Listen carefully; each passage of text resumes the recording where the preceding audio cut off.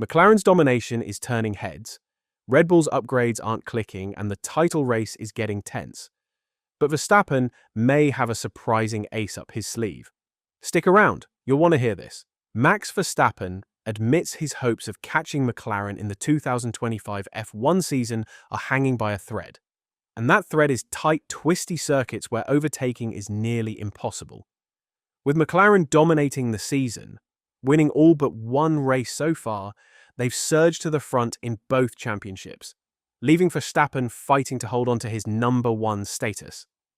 The reigning champ, who swapped his usual number 33 for the coveted number one plate, may be forced to give it up next year if things don't turn around. Oscar Piastri's hat-trick of wins has launched him into the lead, while Lando Norris holds second, 16 points clear of Verstappen in third. When asked where he might stage a comeback, Verstappen didn't sugarcoat it. His best shot lies at tracks where passing is a nightmare. I'm looking forward to some tracks that I enjoy driving, but with the gap that they have, realistically, you don't really have a big chance. But maybe on tracks where you can't pass, you do have a chance. We'll see Monaco, maybe will be. Monaco has not been our strongest track in the past, multiple times. Sometimes it all comes together, that's for sure, but of course you can't bank on it the whole time. While the rest of the grid is ready to crown McLaren as the fastest team on the track, McLaren themselves are playing it cool, still reluctant to embrace the role of title favourites. Speaking after the Miami Grand Prix, team principal Andrea Stella confessed he was taken aback by just how big the gap was between his drivers and Max Verstappen. "I'm a little surprised that the gap we had today is as big as we saw," the 54-year-old Italian said. "I thought that we could have had an advantage from the tyre management point of view, but I didn't think that the tyre management advantage would lead to this level of gap. Yesterday, when we made the comments about competitors, we commented on the performance in qualifying, and I think myself, I admitted that the car doesn't perform as well as we want it in qualifying.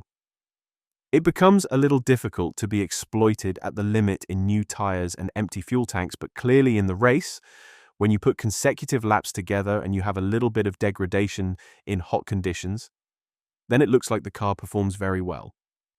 I want to go back to saying that that's a result of some very targeted engineering work. If you had asked me before the season, I would have said we have invested in improving the interaction with the tyres, but I wouldn't have said that the extent would have been the one that we see in this kind of race. Red Bull is pushing hard to close the gap to McLaren, but whether their updates will deliver is still up in the air. "It's not Harry Potter time," quipped Chief Engineer Paul Monaghan, keeping expectations in check. "It will get us at the majority of them. Anytime you have a change of speed from the point you hit the brakes, turn into the apex, everybody's going to get it. A shift in balance, Ed. And it's just the magnitude we argue over, so it will come as incremental improvements and we'll chip away, we'll get quicker, don't worry." Despite team principal Christian Horner promising that Red Bull will roll out solutions at Imola, the team's chief engineer remains notably tight-lipped, offering little more than cautious optimism as the pressure mounts. "Well, there may be, yes, I'm not going to confirm or deny any such rumours. You'll have to wait and see what we turn up with.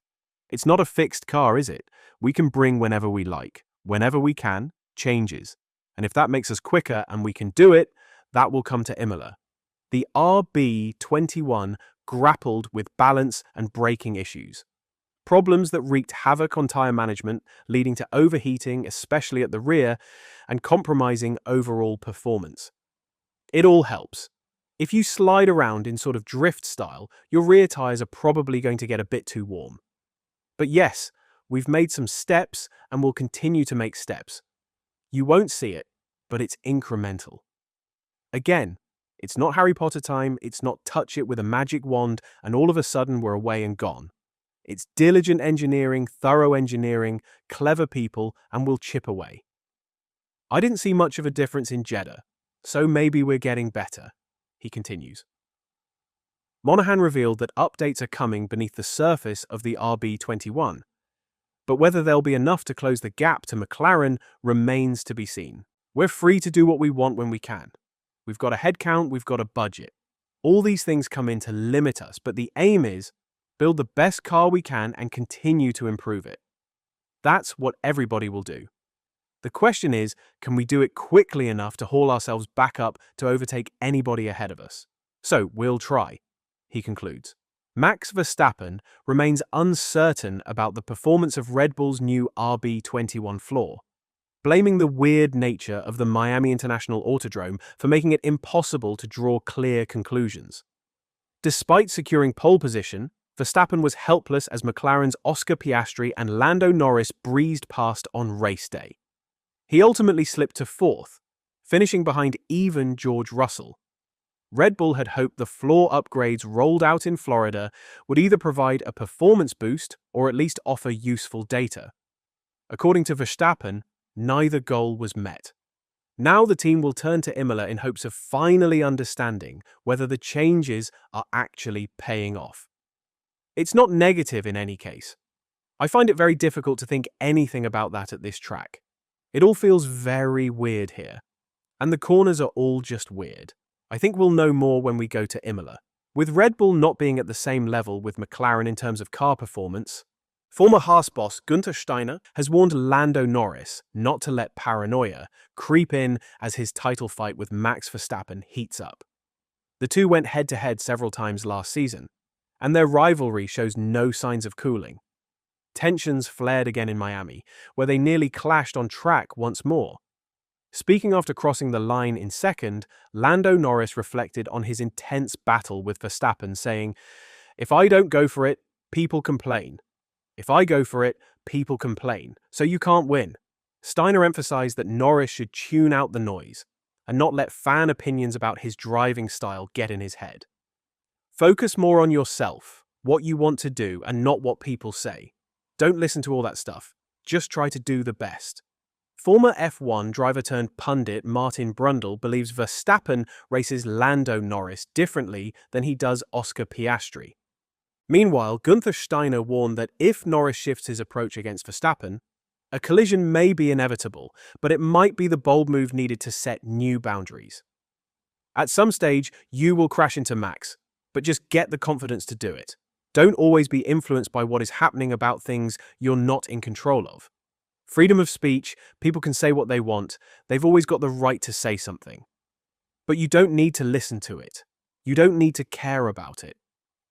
Lando knows he's a good racer, he knows what to do.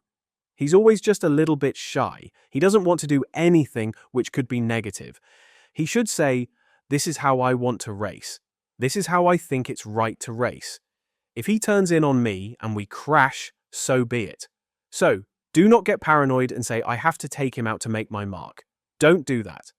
Do what you think you should be doing to race, and if at some stage you crash once or twice, so be it. With McLaren surging and Red Bull scrambling for answers, the F1 title fight is heating up fast. Can Verstappen turn it around at Imola? Hit that like button, subscribe, and let us know your predictions in the comments below.